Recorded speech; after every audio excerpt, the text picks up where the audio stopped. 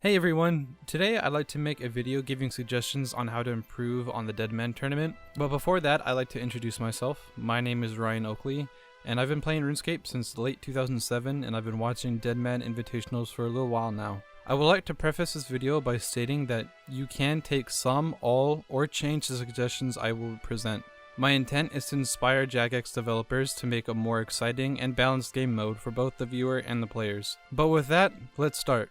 My first suggestion is to add a semi-finalist round. The semi-finalist round behaves like the normal Deadman Invitational without the obviously bad insta-death fog. What the fuck? Although instead of one world, there are 10 worlds holding around 80 players or however many people played the final hour. These are called divisions and are randomly selected to individuals. Having divisions is reasonable because that's how traditional tournaments are played anyways. Which division you get placed in is withheld until 5 minutes before the final hour. These divisions and the secrecy of the division to the player breaks up premeditated clans and forces people to either work with new players, which would encourage new friendships, or become a one-man army. The fog is aggressive and has the same velocity as diagonal walking so that a player can safely move away from the fog without having to worry about it swamping them over when they run out of energy. Even with this slow fog, it incentivizes stamina and energy potions, which may not be a considering factor in previous tournaments. The fog initially starts off with rapid ones, filling up all 4 hit splats sequentially 2 times.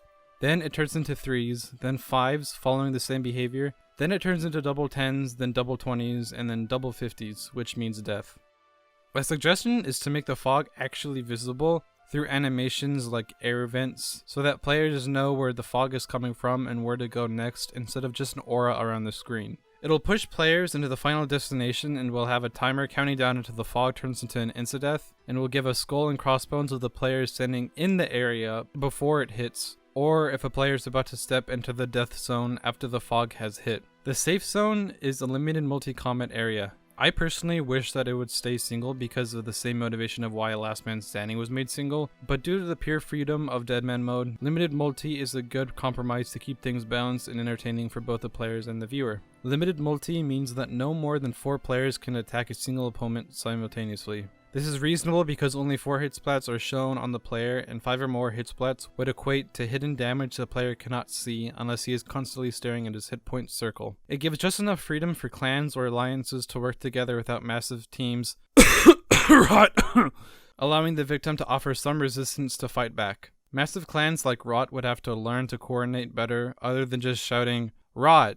enter player's name, thus allowing smaller clans a reasonable advantage to show more advanced teamwork. The single winners out of each of the world divisions are now our finalists.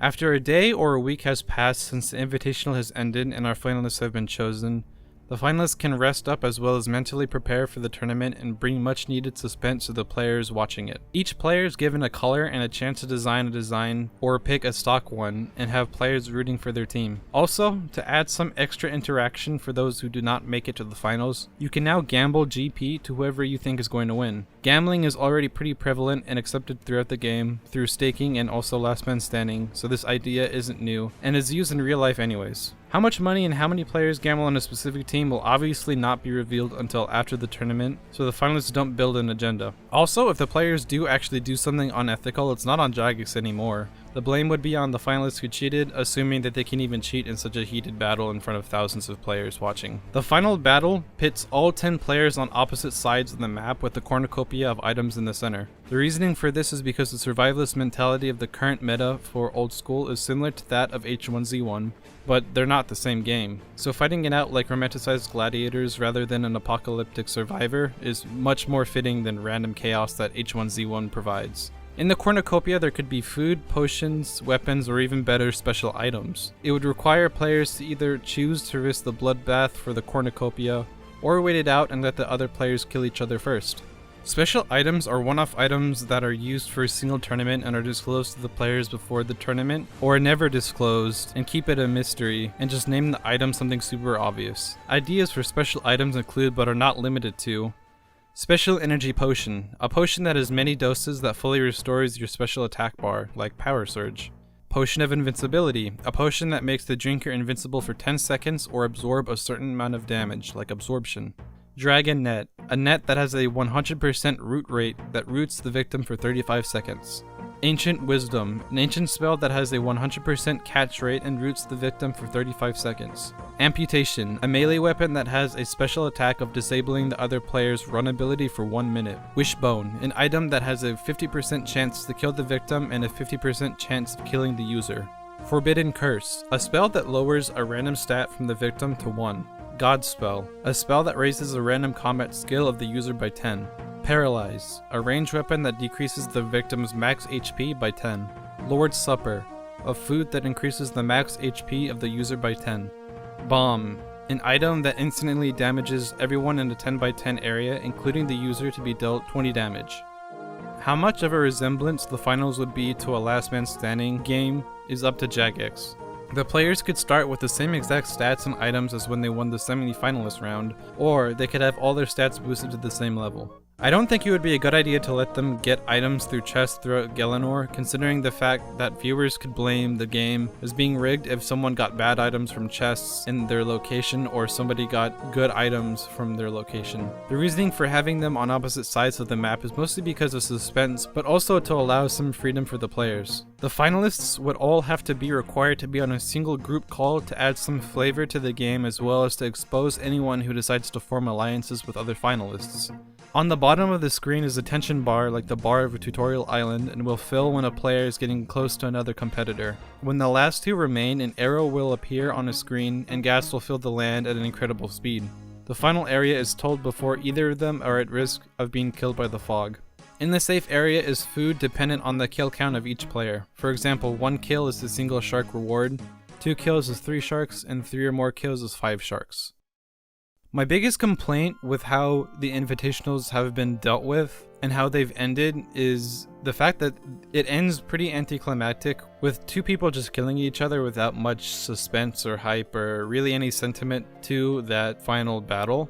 But making a finalist round where the 10 players are sort of romanticized and they are sort of the cream of the crop would mean that the people watching it would have that much more of a sentiment, especially if there's time before the end of the semi-finalist round to the finalist round. When they're displayed on their website as their own team that people could gamble and root for, it would add to a lot of suspense for the viewers as well as the people playing.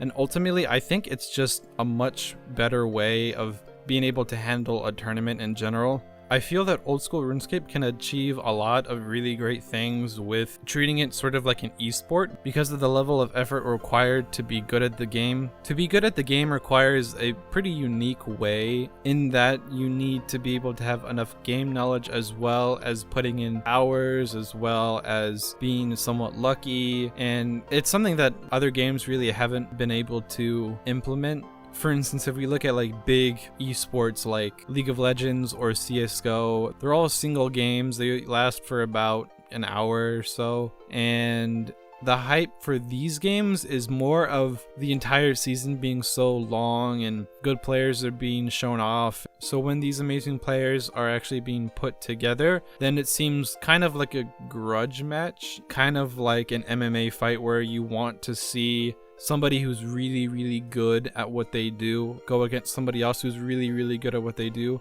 And with the current Deadman mode, you don't really get that. You see mostly random chaos, which people have a hard time making light of anything that's going on, especially with the last Invitational.